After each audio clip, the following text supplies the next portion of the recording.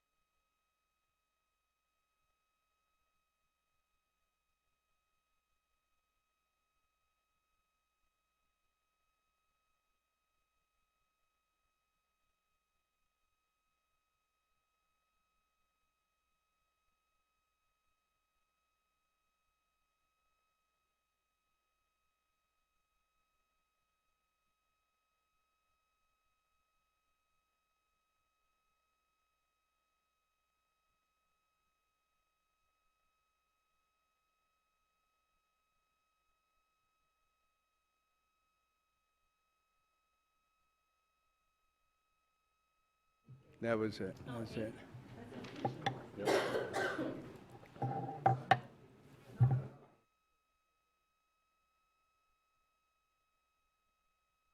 Well, good afternoon, everyone. I want to welcome everybody to City Hall this afternoon. We have the opportunity to hear from the Kansas Outdoor Lifestyle Center proposed to Clinton Lake.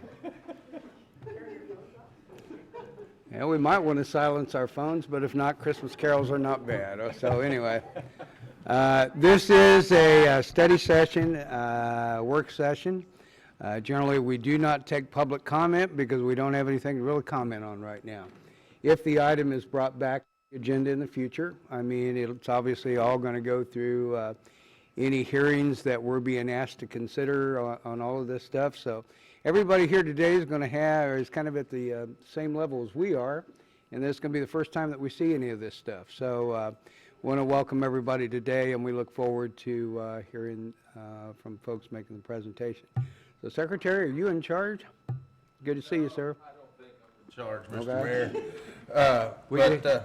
We could have your name for the record. That'd be good. Thank you, Mr. Mayor, City Commission. I'll just kind of preface, I think, the presentation that you're going to get today, and then we're going to let Jeff Wise make the presentation. And just to background some of you, and maybe to remind a few more, Lawrence and Clinton Lake have been on the state of Kansas's radar screen for a long time as a place to do something that could really be a game changer for the state of Kansas. In fact, it dates back to before the 90s. And back then it was kind of discussed of a lake resort to be on Clinton Lake.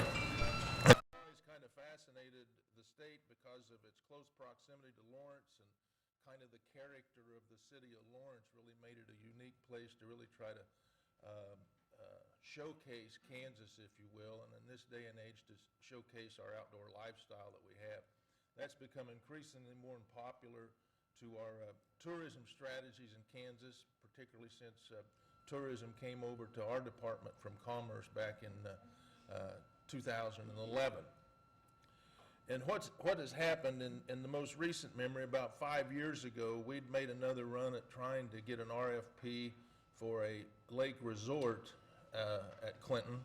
And about that same time, Linda Craighead, who is right over here, is our Assistant Secretary for Parks and Tourism. Her and I were talking about whitewater centers. We watched the Olympics and we saw the potential to do a man-made whitewater somewhere. And actually, a couple of developers that we'd talked to when we were leading up into the RFP had recommended to us, you guys would be better off to build the whitewater center before you built the hotel.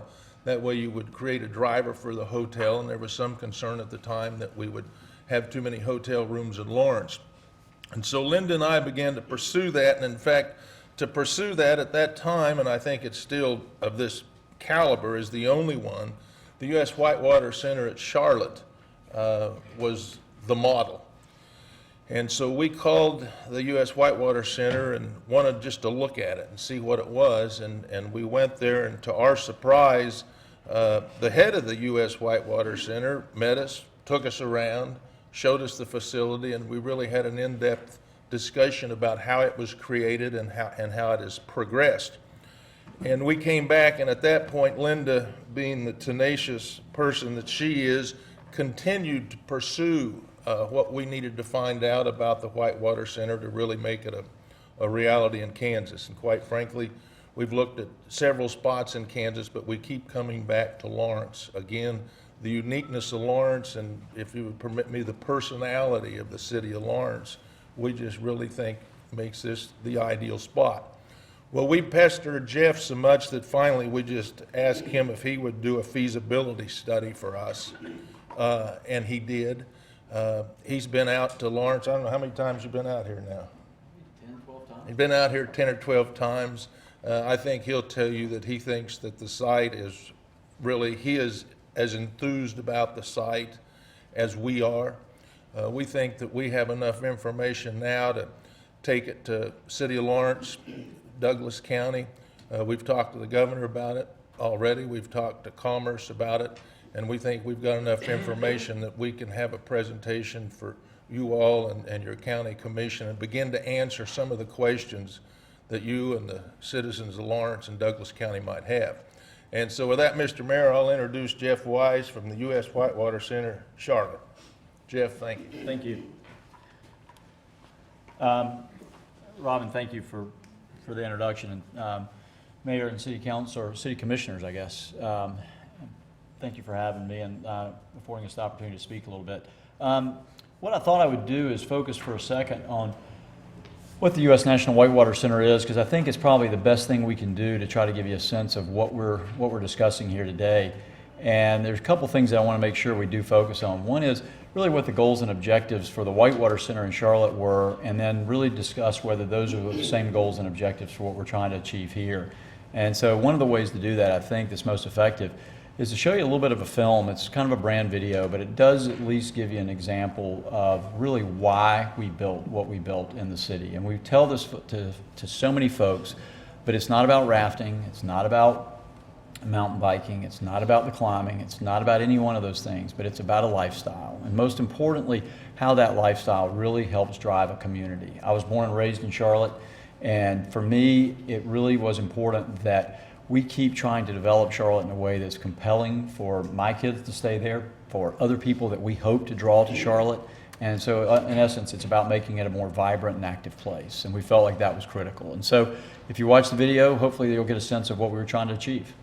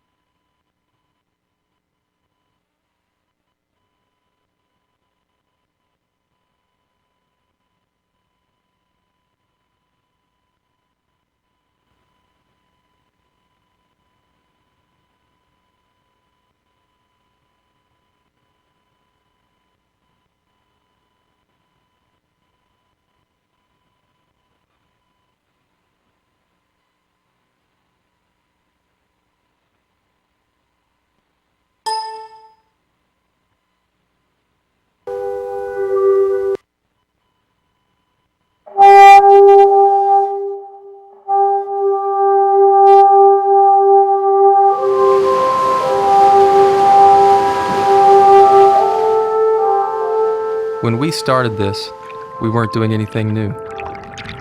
People have been pursuing this lifestyle longer than we can imagine. Our goal is to share what it feels like so that anyone can experience it. When you get in your boat, jump on your bike, or chalk up, you can sense that energy, that connection.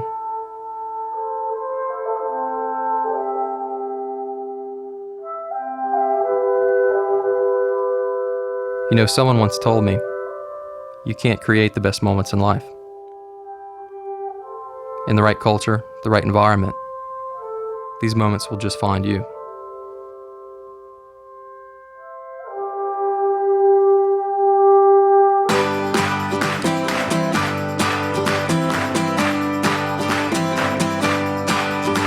Smoke in the sky and fire in the air. Desire burns between them. One big push is gonna get you there. Takes a stronger eye to see them. And when you see it in front of you, in a silhouette up ahead, and you see where you're going to.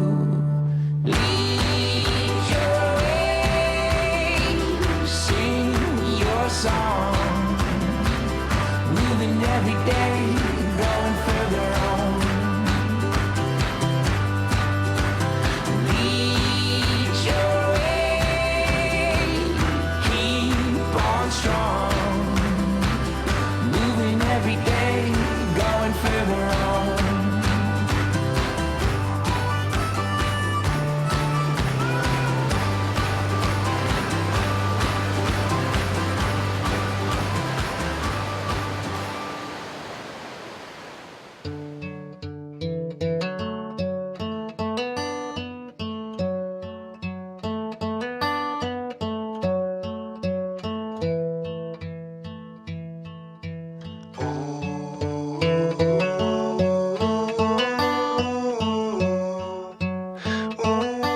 At the end of the day, it's these experiences that make up who we are.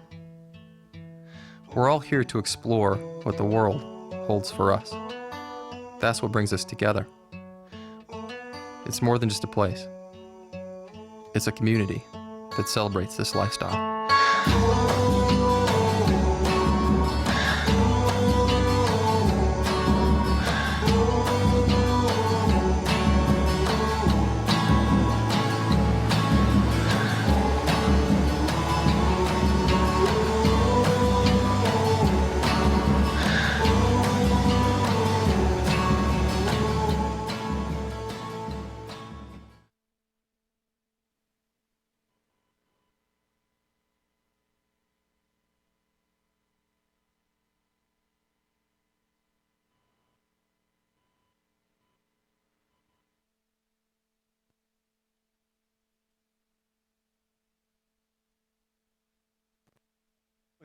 That last part of that video is what's sticking with you, where we say it's not a place, it's a community. And the community is really not even defined in geographical terms. The community is defined, in, like we were saying in the video, through a shared experience. And so if you look at what the Whitewater Center has accomplished in Charlotte, what we're doing there is we're bringing folks in that are drawn towards that active, vibrant lifestyle.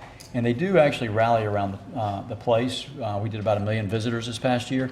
But more importantly, what we are really measuring our success and our impact is on folks that are interacting in that lifestyle that we can engage. We have a number of different programs, products that allow people to live that lifestyle. And that lifestyle is extremely compelling to really just about anybody walking the earth now, because we were all genetically coded to play in the creeks, climb those rocks, climb those trees, and get outside. And so all we're trying to do is make that a little bit more accessible and a little bit easier for folks. And so when the Whitewater Center was first approached by folks in Kansas, we saw it as an opportunity potentially to develop that community a little bit broader geographically. And so when we first looked at this opportunity, granted, our first response was, we don't know much about Kansas, don't know really what that opportunity may look like. But once we started looking at the opportunity here in Lawrence, it was amazing to us. It's tremendous. We've looked at a lot of places in the state. We've looked at a lot of other places throughout the country and where we think something like this could begin to develop in that next phase. And what y'all have here is just a tremendous asset. So I thought before we go into that a little bit, we'd show you a little bit about what the Whitewater Center is. I'll kind of start with a broader perspective. We are now about 1,200 acres. Last year I said we had about 1 million visitors. Of those visitors, y'all, only about 22% actually have gone rafting with us or engaged in any of the actual activities on a pass basis. The vast majority are simply there to enjoy the facility. They may hike our trails. We now have about 35 miles of trail. It may be there just to walk their dogs, come to one of our concerts, and you'll see some of the different activities that take place. But I'll just kind of show you some of the different images. Once again, just kind of honing in a little bit on, this is the River Center where one of our restaurants is. You can see some of the zip lines coming in. These are some of the rafting photos. This is the largest man-made whitewater course anywhere in the world. That's class 3-4 whitewater. All of our rafters have a guide in the raft. Can't see the guide there. There's one. I love the faces, y'all. Look at these faces. Probably the one in the middle is one of my favorites. Yeah, that's really what happens. You've got folks, I mean, she probably says it best. The one behind her is excited. The one in front's a little not so sure. But that really tells you what it's all about.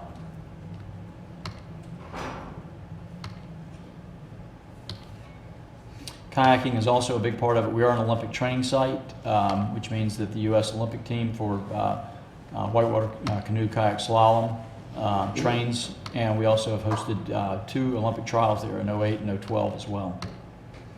We have a number of zip lines and continuous belay courses, which you can see here. I'll just kind of fly through these so that you've got a sense of it.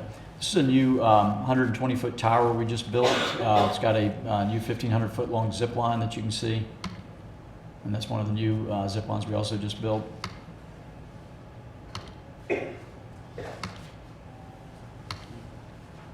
This is the original climbing tower we built. We finished this with the original construction. This is part of the bouldering section. And then we've also added a new deep water solo climbing wall as well. It's a new $4 million project that you see there. The idea here is you climb, you're not belayed in, you're not harnessed, and so that once you get to the top, probably about 45 feet tall on that on this image here that you can see on the larger wall. It's about 45 feet. Once you reach the top, you simply let go and you fall back into the water. I can tell you from firsthand experience, I've made it about 20 feet, and that's plenty. Another climbing image for us. We're on about 1.5 miles of riverfront property along the Catawba River. Flatwater paddling is a huge, huge part of what we do out there. Stand-up paddleboard, as y'all know, is huge. We've got a number of creeks off the river there that you can wander back up into. And yeah, sort of this one little swampy alluvial area that we have too. As I mentioned, we have about 35 miles of mountain biking trail. Of the property that we now have, as I mentioned, we were about 270 acres originally. We're now 1,200 acres. And so we've yet to really touch all of that opportunity to develop those trails out further. And it's just the various types of trails. You can see lots of creeks, lots of open kind of prairie space, somewhat similar to what's really down there at Clinton. We do an enormous number of races. I think last year we had over 76 different races, and they range from ultramarathon, 50-miler, all the way down to lots of 5Ks. We do a number of triathlons, mountain bike races. We do lots and lots of paddle sport races. This has become huge. Most of y'all probably see this here in Lawrence a lot. We do about 200 people every Thursday night on a free yoga night. We also do about that many on Saturday morning for free yoga. We have a number of camps that are primarily day camps. We do some overnight camps. They're geared more towards younger generations. We also have something called Tuck Fest. We do, let's see, I think we did over 72 festivals this past year. Tuck Fest is a 3-day festival that's really just focused on the outdoor lifestyle. I'll show you a bunch of different images, and you'll see, everything that we get out there. As a matter of fact, if you look in this lower right-hand corner, you're going to see, young kids with mom. You're going to see the dads, the younger generations. You see a little bit of everything out there. This is a build your own boat. We do this in September, and folks build their own boat and try to make it down the Class 4 comp channel. Very few boats make it, and that's what they want. this was CycleFest. This is a great opportunity. One of the things we do there is with CycleFest, it's an industry event where the road bike and mountain bike industry comes out for a 4-day exposition. So it's lots of industry meetings that we're able to conduct out there as well. I'll just show you a few more last images. One of the things I want you to see, I actually go back, you can see we have lots of different food and beverage outlets, lots of different components. It's layered in different ways. And I think that tap alone has over 50 taps on it. As we all know, the millennial generation likes their beer.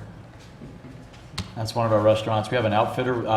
We originally started with about 1,100 square feet of outfitter space. We now have over 5,000 square feet in our new outfitters that we opened. You can see that there as well. And I think we'll end with that. I wanted you to get a sense a little bit of just some of the landscape around it. It does look something like, what y'all used to seeing out of the state park as well.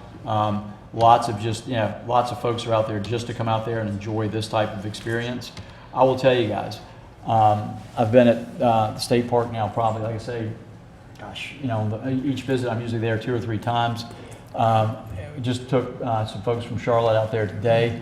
Everybody is blown away when we go up on that ridge, y'all, and look at what's out there. Everybody at our facility that's come out to see it, everybody sees the vision. Everybody's very aware that this could work from an experiential standpoint quite effectively. So I wanted you to look at those images, have a sense of what we're doing out at the center. In sort of that analogy or analysis of why do you do what you do, what we tell everybody is the reason we do what we do is we're trying to inspire people to be more active. How we do it are really the images you just saw. It's all of those, the mountain biking, it's the trail running, it's the races, it's the concerts, it's whatever it takes to get people engaged and get outside and play. So when we sat down with folks from the state, when they said, hey, what do you think? Being blunt with you, our first reaction was, what do you got in Kansas?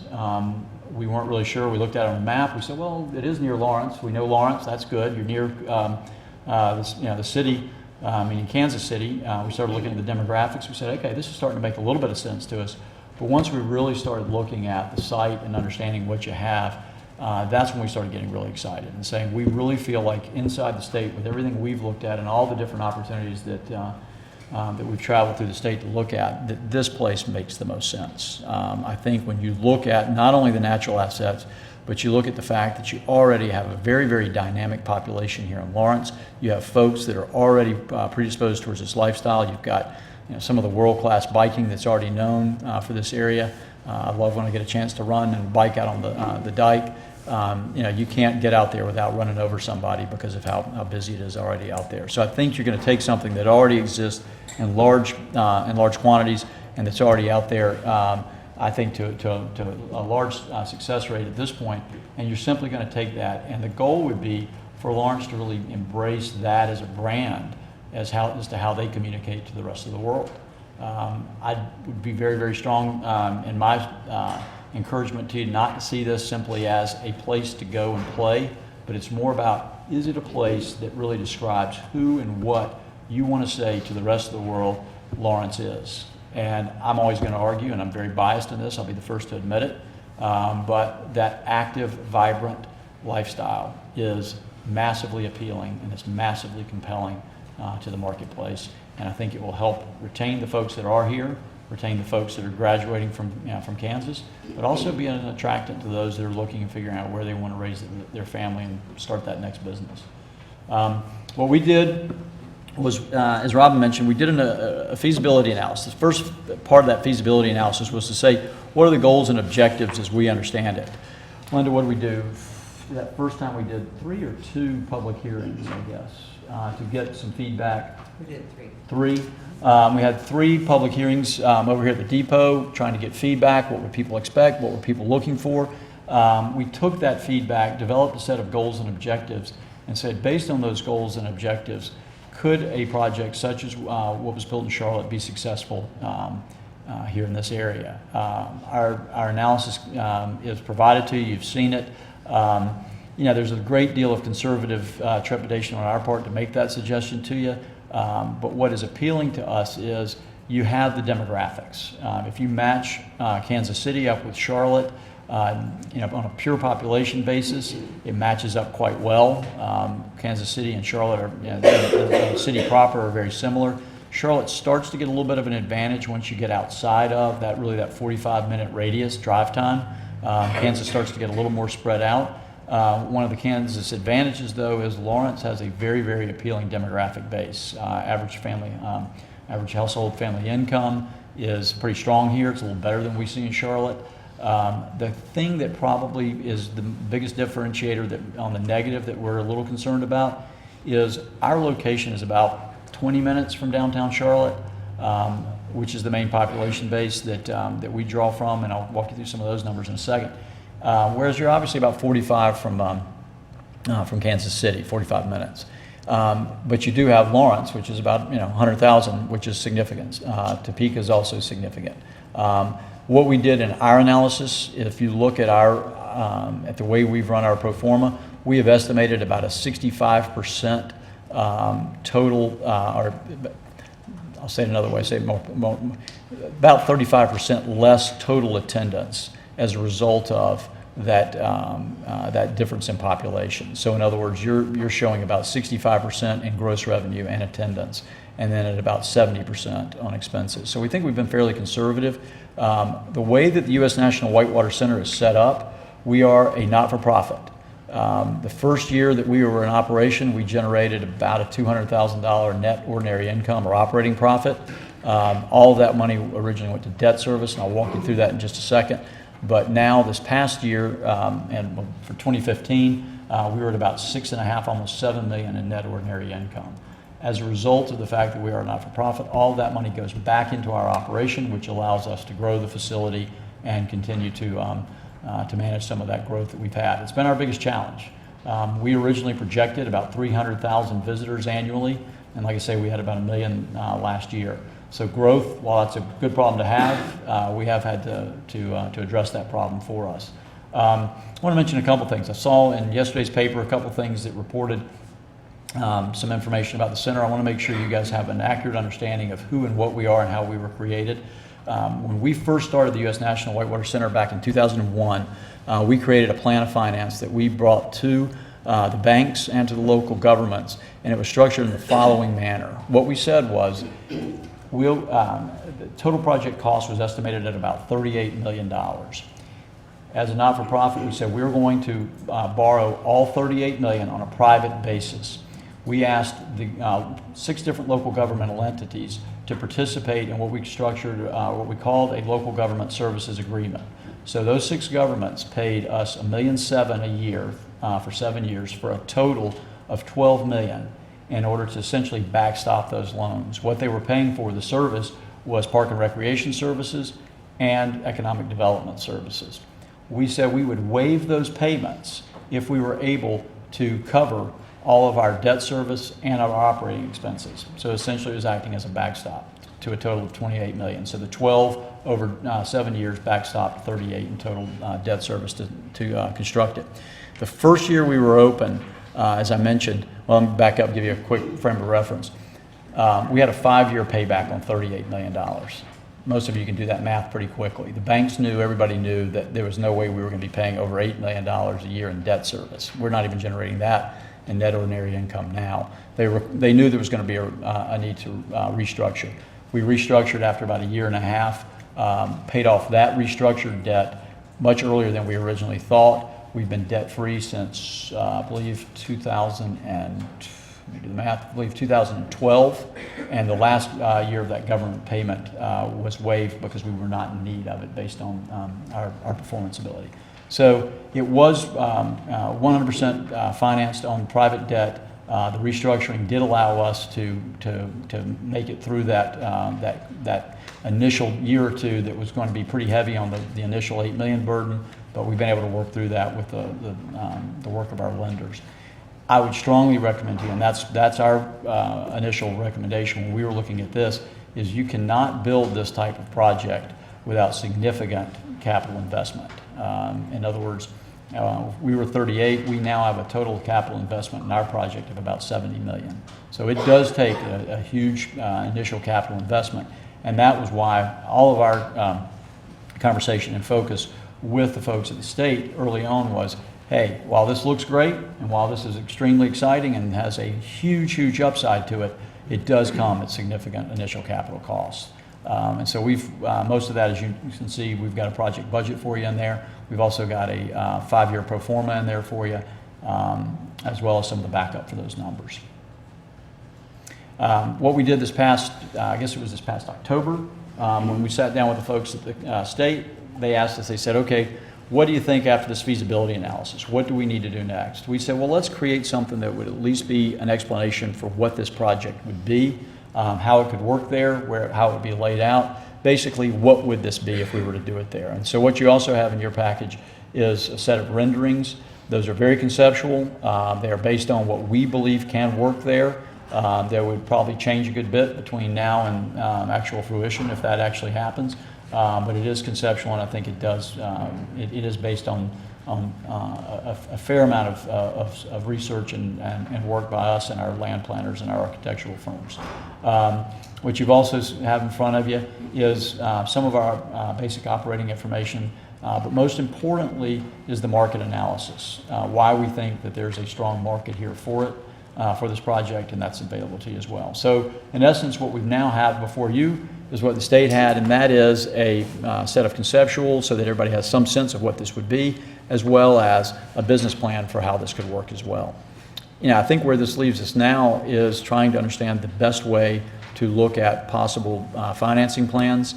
One of the things we've looked at, and quite frankly, where I said, hey guys, I've done about all I can do with you. I don't have $70 million, which is our estimate for the project cost. We're going to have to talk about how we could find that. That's when I became very impressed, quite frankly, with the state's approach, which was they said, hey, we like what we're seeing. Let's start talking about how we do that. Robin, I may want to bring you up for some of that too, because I don't want to get too far out on front of that. No, I would throw in that after we saw everything, and of course, the most likely way to do it, and Linda and I speculated on this early on, but we were in the kind of the fact-seeking stage. The most likely way to do this is star bonds. The interesting thing about it, star bonds, and I used to be very acquainted with star bonds. We did the first star bonds for Kansas Speedway when I was in the legislature. This is probably, since Kansas Speedway, the first real project that fits what star bonds was written to do.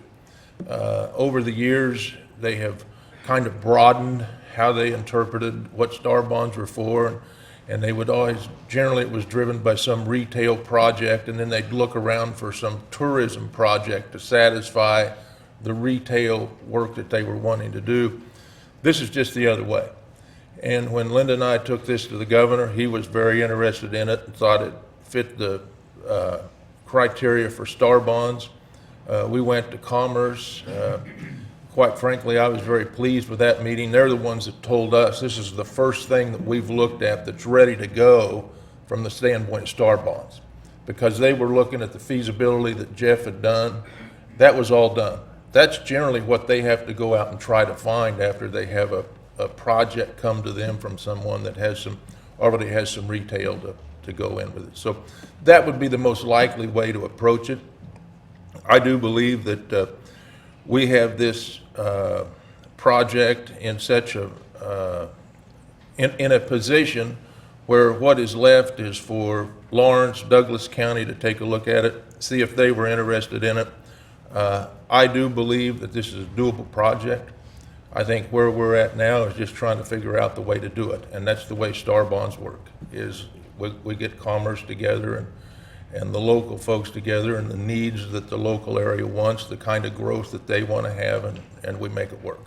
And I think that's the place we're at right now, and I really would suggest that it probably will not happen without star bonds, and that's the most likely way to do it. Robin, would you and the state be the lead agency on the star bond? On star bonds, technically the way that's got to be done, Linda, correct me if I'm wrong, because Linda's been following up on this, and my activity with star bonds quit about at least 10 years ago. But a local area is the one that really applies for the star bonds. Is that how it works? They initiate it. The state would be very much a part of it. For those of you that don't know how star bonds work, the new retail sales tax goes to pay off the star bonds. And of course, here in Douglas County, that tax would be about 6.5% from the state of Kansas, and I don't know what you guys are at, 3.05, I think, something like that, the city and county. So for Lawrence, the advantage for this area is you'll be able to have some development that the bonds will be paid off, in essence, 2-to-1, the state's going to be participating in there. You know, there's obviously economic benefit to the state of Kansas, but when you look at something like this, there's tremendous economic benefit for, I'm going to say, Northeast Kansas in particular. But at some point, the local area would have to be the one that actually applied to commerce for the star bonds. But we will be, as you all know, the legislature is getting ready to meet. Star bond legislation is up for renewal. It sunsets this year. I have every reason to believe that they will reinstate star bonds. They may change them a little bit one way or another, but I think star bonds are going to be, they have been a very effective tool for economic growth over in, well, all over Kansas, but particularly over at Village West. And the challenge that we've had in Kansas is we've not had that big project to move economic development further west. And we see this as a real game changer for the state of Kansas, not only from the standpoint of quality of life is something that Linda and I have talked about since we came to the agency. More and more people are talking about quality of life issues now. Even in Wichita, you know, that was one of the challenges Cargill had and almost looked at moving out of the state because Jeff alluded to it, you know, so much of our workforce now is millennials, and the lifestyle that they want to lead, they perceived Wichita to not have that lifestyle. And I do think we have a perception problem in Kansas because I do think we have a great lifestyle. And when people actually get here and live here, they like it. But from the outside looking in, they're not sure they want to move to Kansas. And I think this would be a great boon for the state of Kansas. I drive from Wichita to Topeka 2 days a week to work. It's not bad. I think we'll have a lot of Wichita folks coming up to the U.S. or to the Lifestyle Center here in Clinton. But we will be talking to the legislature as soon as they get back in town. Okay. Other questions? Tom, you have anything? Yeah, we have a slide that shows the sales tax distribution. I thought it would be a good idea to pull that up there. And as you'll see, the large percentage of the sales tax increment would be coming from the state of Kansas. Part of the reason that this is before you right now is that we actually had dueling Whitewater courses being discussed, at least at the staff level. And it was my determination that this needed to get in front of the city commission so you could kind of understand what's being discussed. This originated with the state. This was a state proposal. As they said, they looked around the state and decided that this was probably, in terms of radius to population and then the aesthetic that Clinton State Park provides, probably the most appropriate location. I think the challenge is always going to be finance. And when we talked today, we talked about, does the state get any capacity to do special legislation? It probably does not, for some special funding. Maybe some, you know, in what I've seen around the country, maybe some backstop type of financing would be available. But when you look at Star Bond, it's on a string right now. It's up for renewal, I think, in June, so that creates, you know, a challenge for us. But it's probably the best in terms of distribution of who's paying for these improvements. Having said that, the discussion today was that it takes about $10 million in new sales to support about $10 million of bonds. So if you're looking at $70 million for these improvements, you'd have to be increasing tax sales. of about $70 million, at least as I understood the conversation today. So this facility itself would actually generate sales tax. But that isn't going to, you know, that you still have to get out there and construct the facility, you have to build all of this.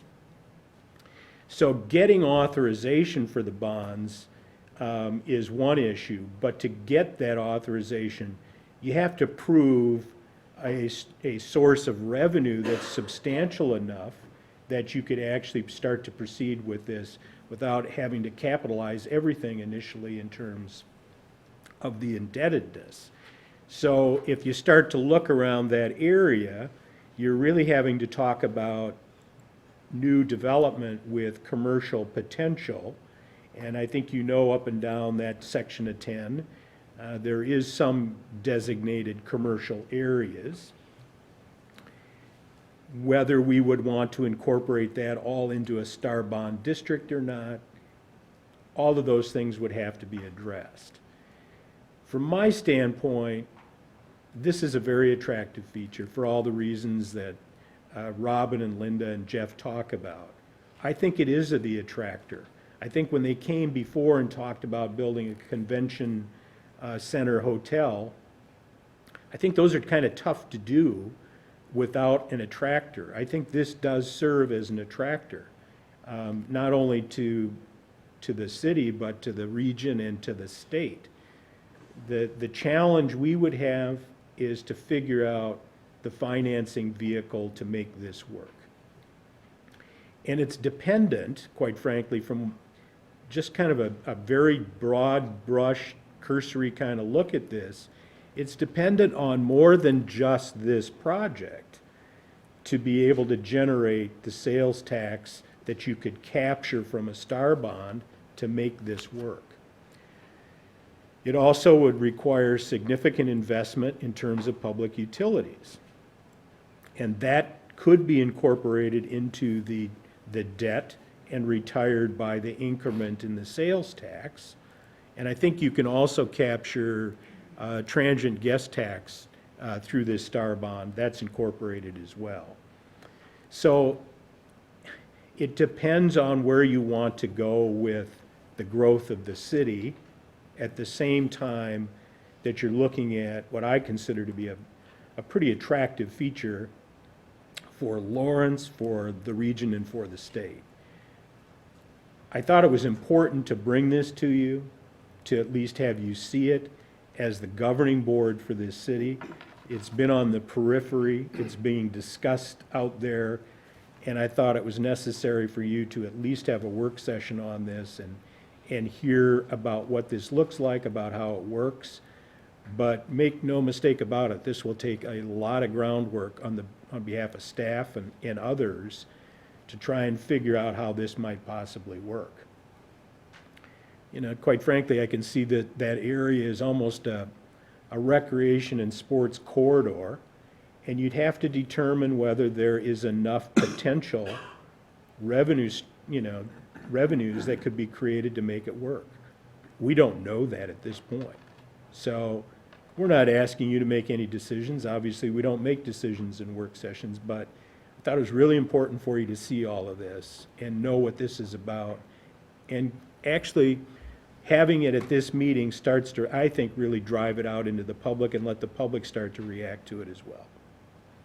Jeff, can I ask you a question? Yes, sir. When was the Charlotte facility built? I'll give you the quick timeline. We incorporated as a not-for-profit in 2001. We broke ground in March of 2005. So to Tom's point, take that road, that was a lot of work. Now, we were doing this as a private entity. We did not have the public behind it. So that, the resources were far less. We broke ground in March of 2005, and then we're open in August of 2006. So we've now been at it 10 years. You said that was if I heard you correct, that was a $38 million facility? Correct. What is it about the Clinton project in comparison to Charlotte that doubles our cost? Yeah, a lot. And I want to be real clear. That project budget is based on where we stand today without any bids on projects. You probably have a pretty good sense of how firm that number is. So I want to be clear on how we arrived at it. What we did was we set a program for each aspect of the project so that we know what we're estimating as far as this building size, how long the channels are, all of those elements. We then took what we have been paying for those same elements back in Charlotte currently, and we've projected that into that program. When you add that up, you start to get pretty close to that 70. We then have put some fudge factor into that thing that's pretty significant. If I had my druthers, I'd put about 30% more fudge factor into it, because there is nothing, nothing hurts more than to underestimate these things. I will tell you. You're talking 30% on top of the 70 million. Yeah, well, I would love to do that, but I know that at the end of the day, nobody's going to let me put a 30% fudge factor on something. What I would tell you, though, Matthew, that's important is if you look at where we are today, like I said, we were about 38 million. If you take our balance sheet now, we're close to 70 million. And the reason that number, and we didn't arrive at it that way, that we like I say, we organically brought it up from, for each cost item. But it is interesting that we're showing around the same numbers. I think there are going to be some efficiencies. We had to build on top of what had already built. Quick number, we thought we would do about 500,000 in food and beverage revenue. We're down to about 7 million in food and beverage revenue. So when you start trying to upsize everything that we're upsizing, that becomes a real challenge. It's just not as effective. What we did do in our estimates and the way we've designed all of this at a conceptual level is we're making sure that you have a fair amount of extra capacity in your volumes so that you're not having to go back. So we've taught and build immediately like we did. So you have some growth in that. Can you trim it down from 70? Absolutely. But you know what happens once you start trying to take that budget down. And see, that's sort of where I'm going. With the branding video you showed, it talked about you started with, and I forget the number now, but 200 acres, and it's grown to, I think it said 1,200 acres. Mm-hmm. To what degree do you see Clinton as being scalable? And that your proposal, if I remember right, is 1,500 acres at $70 million. You add your additional 30% fudge factor, that puts us at $91 million. To what degree are we looking at a project that has to be 70 or 91 million, right, or could we follow the Charlotte model that you've proven to be successful and start this thing as a 200, 300 acre project that grows to 1,200 acre? Two things, and land cost being not really a factor in this one, because you already have state property. One thing I want to be clear on is the key to this business model is volume. Any kind of location-based entertainment facility, as you probably know, you've got a certain amount of money invested in just opening those doors every single day.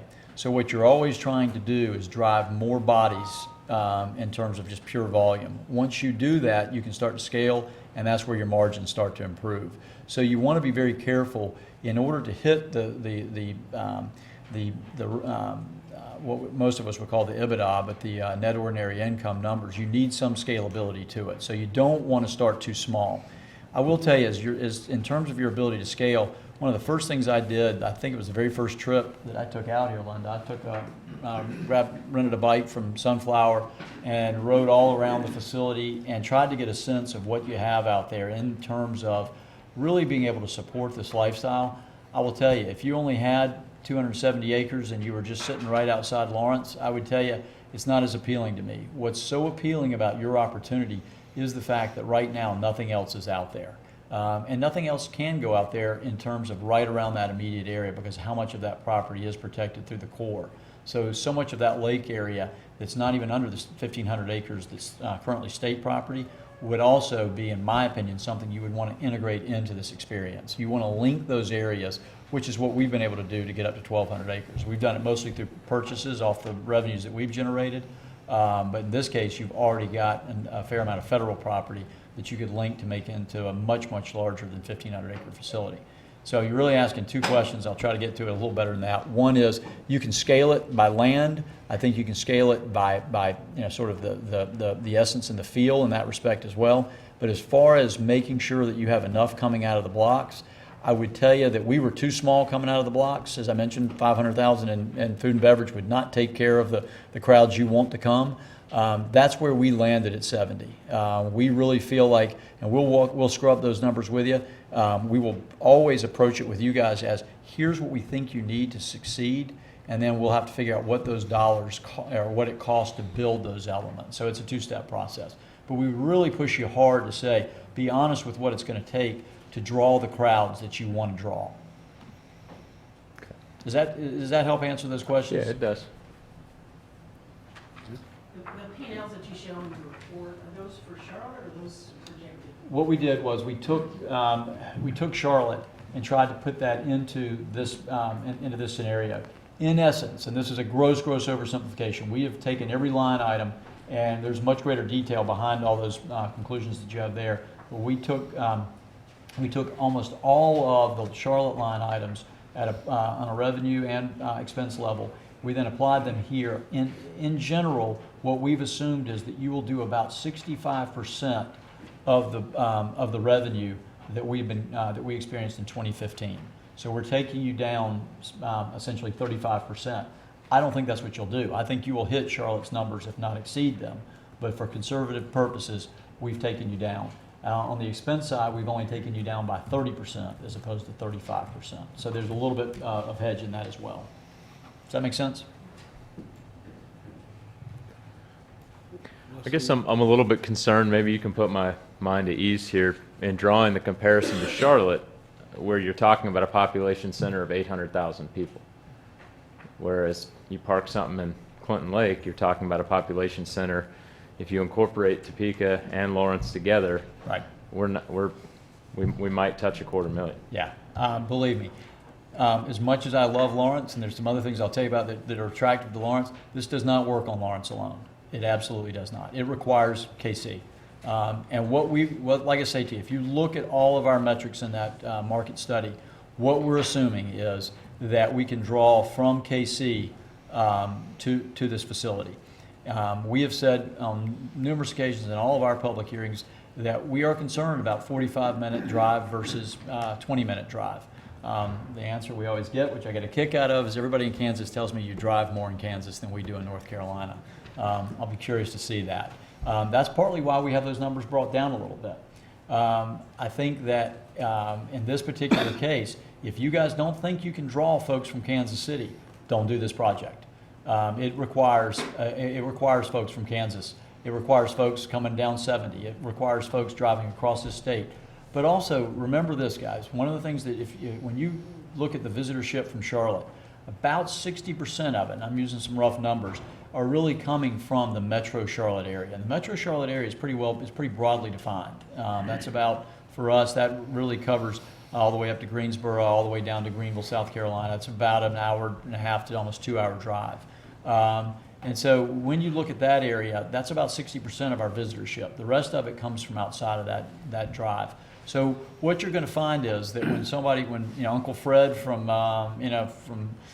Sacramento comes to see you, what you do is you say, Uncle Fred, I got to show you something, and you're taking them to the Whitewater Center. We've become the 3rd largest tourist destination in the state of North Carolina, which I believe is the 7th largest state in terms of tourism in the United States. I know, I was a little surprised too. I know. I didn't mean to give you that look, sorry. No, and we have some advantages. I'm from Charlotte, or North Carolina, so I feel like I could kind of poke fun at it, but I always wonder why people come too. But we have a great coast, we have a great set of mountains, and you'd be surprised at what Asheville and what the Outer Banks and all that do. It's pretty impressive. I was not aware of that until I got into all this as well, but we do well. Will you have to do an environmental impact statement for this project? You're on federal land. I think we know the answer. Yeah. We have, Linda's done a great job. We've already had numerous meetings with the folks at the Corps. They've outlined some of the steps that will be involved. I'm always nervous anytime you're dealing with, somebody like the Corps, just because of all the requirements they have. But it's all been laid out, and I think it's very manageable. And I believe Sam is here. If there was a question, I don't know that she's here in her official capacity, but I do know that Sam is here. Samantha, yes. Okay. So if there was a question of the board. No, it's okay. That's it. What about your water source? I'm assuming, In Charlotte, what we use is, we have wells that, they only produce about right at 100 GPM, so that does, it's 12 million gallons in our system. We don't lose a ton of water, between the rain, the natural system sort of balances. But we do fill primarily with city water. Charlotte-Mecklenburg Utilities Department provides us, we pay them about $25,000 a year to fill it up, and then we just top it off with our wells. Ideally, you've got several sources there. Tom mentioned some of the challenges that'll be involved with bringing utilities. That's something we're going to need to look at. It would not be theoretically impossible to draw straight from the lake. There'd just be some governmental approvals and some other regulatory aspects to that. But as far as operationally, that would be no problem. so you would look at drawing water off the lake if If that needed? became necessary. If you've got water, if you've got a municipal water source, I'm going to prefer that. You just don't have to go through some of the regulatory concerns that you're probably going to have to go to. Not because of water quality issues. You can clean the water, and that's not an issue. Your challenge is just making sure that wherever your source is, that you have the right permits for drawing that water. We've also talked to the rural water director. We know that there's a lot of unknowns at this point in time, but there are options out there. We obviously want to pick the best option for all parties involved. So. We have the Catawba River flows through our property, and that's the drinking water for all of Mecklenburg County and a number of other areas. And we just don't take directly from the water or from the river just because of FERC and other regulatory processes you'd have to go through. It's doable. It just takes time. I think sewer might be the bigger challenge. Yeah, the over discharge. water, Yeah. Just because of the elevation Yeah. changes to get it back. And then you've got options for treating on site. You've got other options there too. But ultimately, in the ideal world, you'd be trying to bring in utilities for both water and sewer. Okay, thank you. Jeff.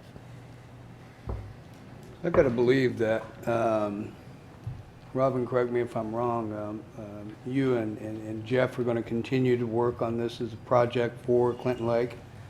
And sooner or later, we're going to be asked the question about participation. Is that kind of where we're at? Mr. Mayor, I'm not real sure. Jeff and I were trying to run some numbers today, and that's really, really difficult. I think the next step is just to kind of gauge the interest of Lawrence and Douglas County. And that's not to say, you guys have to say, yeah, we're in for sure. That's not where we're at. But if there's an interest, I think then we'll probably get with Commerce and start trying to, what would it look like to finance it? And then I think that if we can do that, and then the city feels like, if you guys have an interest and the city feels like that it's something that there's enough interest in to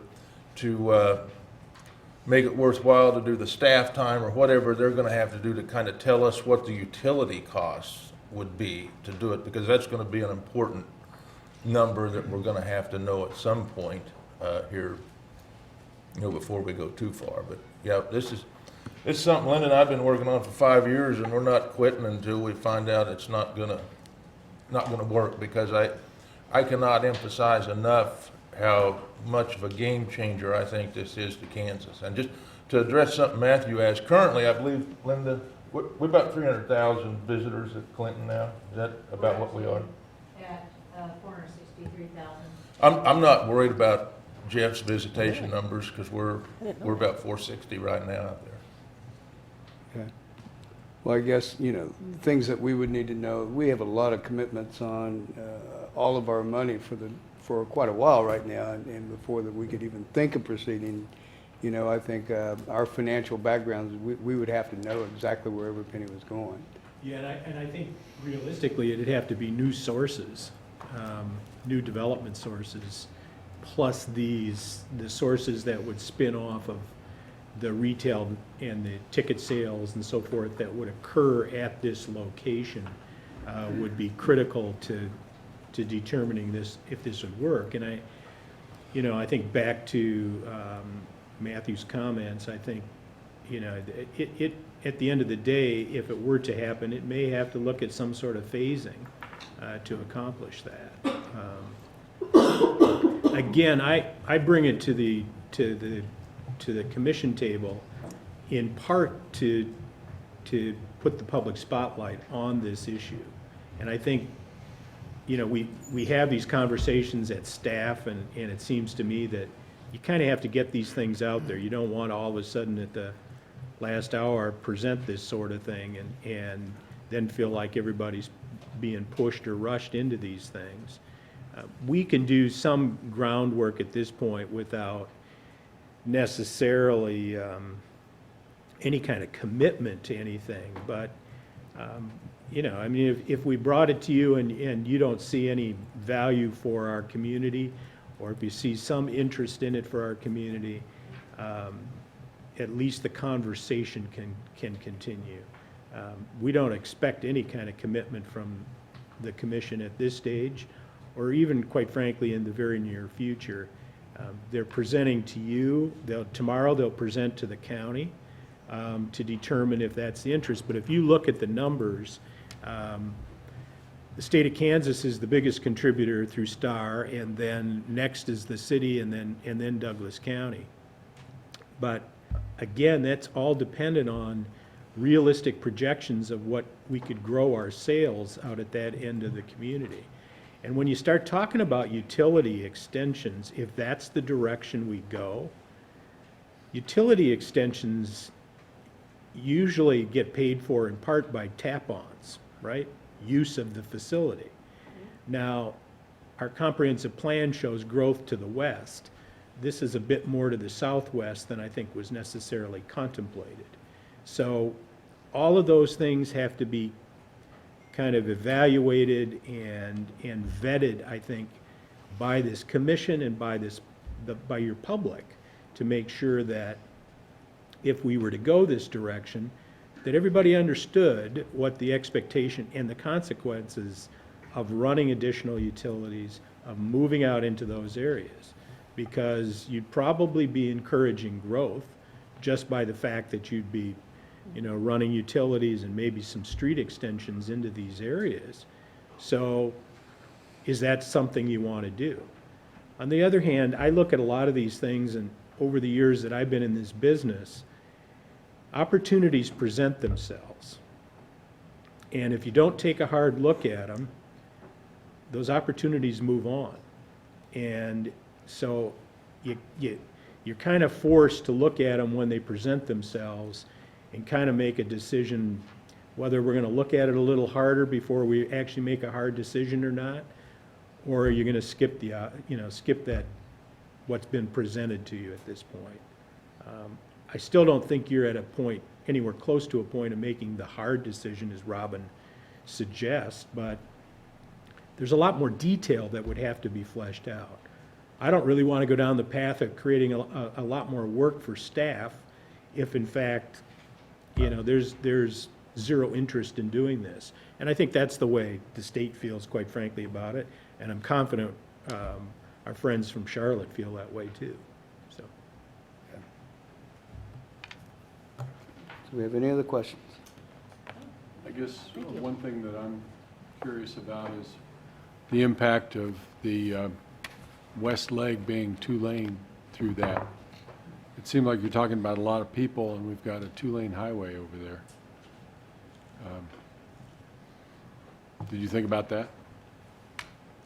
If so, what'd you think? Earlier on, Linda and I had discussions with KDOT about that, and I guess, you know, and it is a problem, but it's kind of, it goes back to what Jeff was saying about the Whitewater facility at Charlotte. You know, those are the good problems to have.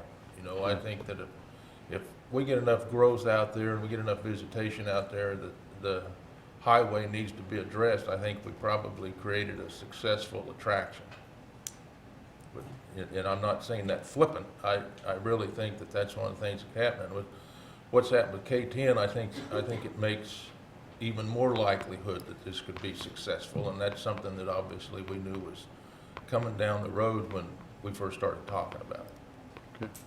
Jeff, how many miles of two-lane high roads do you have to get to your We place? choked down to 2 lanes, probably about 2.5 miles out. So I was thinking about it today. I was on the road and I was looking at it. And on one hand, I'm sitting there going, wow, there's a lot of infrastructure here and it's nice. On a day-to-day basis, you've got plenty of road infrastructure.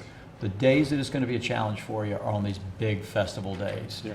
And even there, and that's for us, it's not a Thursday night, it's not your Saturdays, it's not your, just your busy days. It is, we have something for St. Patty's Day Green River where we turn the river green. Everybody wants to show up at the same time in order to see the river turn green. So when all of a sudden you've got, 8,000 people, 10,000 people trying to show up, it does back up. So I think you're going to see it on a few given days, but I think you've got plenty to get you through for what is required to be successful on an operating basis. We definitely work with, our local law enforcement and emergency management personnel and our DOT to work on our traffic plans for those busy days. And, at the end of the day, we deal with that, as y'all do here, we deal with it all the time in other areas, whether that's a Hornets game, a Panthers game, whether we're dealing with, NASCAR events, we're just constantly backing our interstates up anyway. And those, they're pains, but they're also good pains to have too.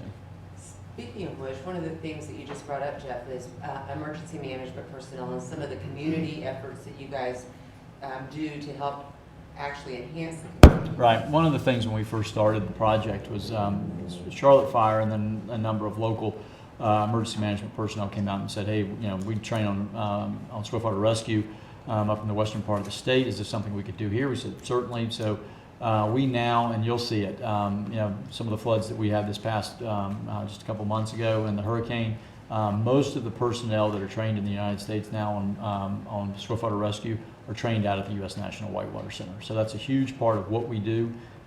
It's something we're very proud of. It's something we've been very effective with. And it is something that does, we think, is significant for the community. So yes, we've done a good bit of that too. And then also your work with like Boys and Girls Clubs. And Yeah, so one of the things as a not-for-profit, people ask all the time, they're saying, how do we get our kids in there? How do we work with the schools? We do it a little bit like a YMCA model.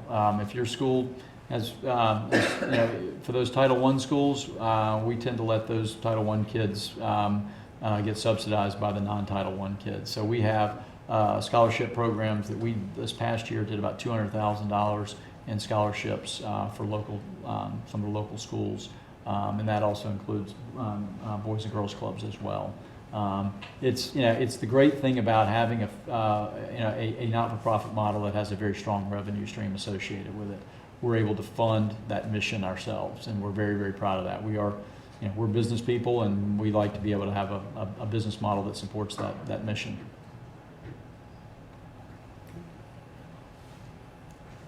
Thank y'all. We really do appreciate your time. I'll end on Tom's remarks. I think this is a phenomenal opportunity. I could not respect more the challenges associated with any type of public funding. I think for us, when we look at it from the Whitewater Center's perspective, you've got a dynamic community that is growing. If this is not accretive to your growth, then don't do it. But if you think it is accretive in terms of the dollars, we think and we know that it will be one heck of a phenomenal opportunity for you to brand your community, hold people here, draw people here, and for you to define yourselves in a way that will absolutely change I think the populations for well into the future. So it's a tough economic choice for you, but you get those every day. We hate to have to compound that for you, but it is a phenomenal opportunity, and we hope it can work. Thank y'all. Jeff, thank you, and thanks for showing interest in Lawrence, Kansas. Robin, Thank you. Thank you, and all of your Thank you, staff. Mr. Mayor. Thank you, Thanks. appreciate it. Thank you all. Well, we are going to take a break at this time.